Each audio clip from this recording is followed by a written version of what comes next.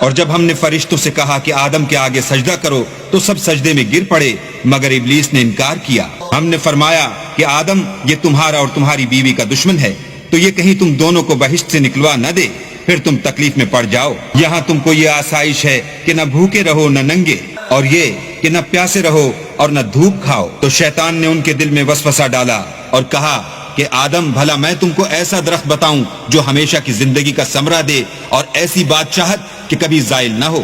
تو دونوں نے اس درخت کا پھل کھا لیا تو ان پر ان کی شرمگاہیں ظاہر ہو گئیں اور وہ اپنے بدنوں پر بہشت کے پتے چپکانے لگے، اور آدم نے اپنے پروردگار کے حکم کے خلاف کیا تو وہ اپنے مطلوب سے بے راہ ہو گئے۔ پھر ان کے پروردگار نے ان کو نوازا تو ان پر مہربانی سے توجہ فرمائی اور سیدھی راہ بتائی۔ فرمایا کہ تم دونوں یہاں سے نیچے اتر جاؤ، تم میں بعض کے دشمن ہوں گے، پھر اگر میری طرف سے تمہارے پاس ہدایت آئے تو جو شخص میری ہدایت کی پیروی کرے گا وہ نہ گمراہ ہوگا اور نہ تکلیف میں پڑے گا، اور جو میری نصیحت سے منہ پھیرے گا اس کی زندگی تنگ ہو جائے گی اور قیامت کو ہم اسے اندھا کر کے اٹھائیں گے۔ وہ کہے گا کہ میرے پروردگار تو نے مجھے اندھا کر کے کیوں اٹھایا، میں تو دیکھتا بھالتا تھا۔ اللہ فرمائے گا کہ ایسا ہی چاہیے تھا، تیرے پاس ہماری آیتیں آئیں تو نے ان کو بھلا دیا، اسی طرح آج ہم تجھ کو بھلا دیں گے۔ اور جو شخص حد سے نکل جائے اور اپنے پروردگار کی آیتوں پر ایمان نہ لائے ہم اس کو ایسا ہی بدلہ دیتے ہیں، اور آخرت کا عذاب بہت سخت اور بہت دیر رہنے والا ہے۔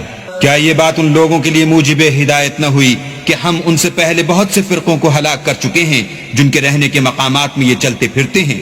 عقل والوں کے لیے اس میں بہت سی نشانیاں ہیں۔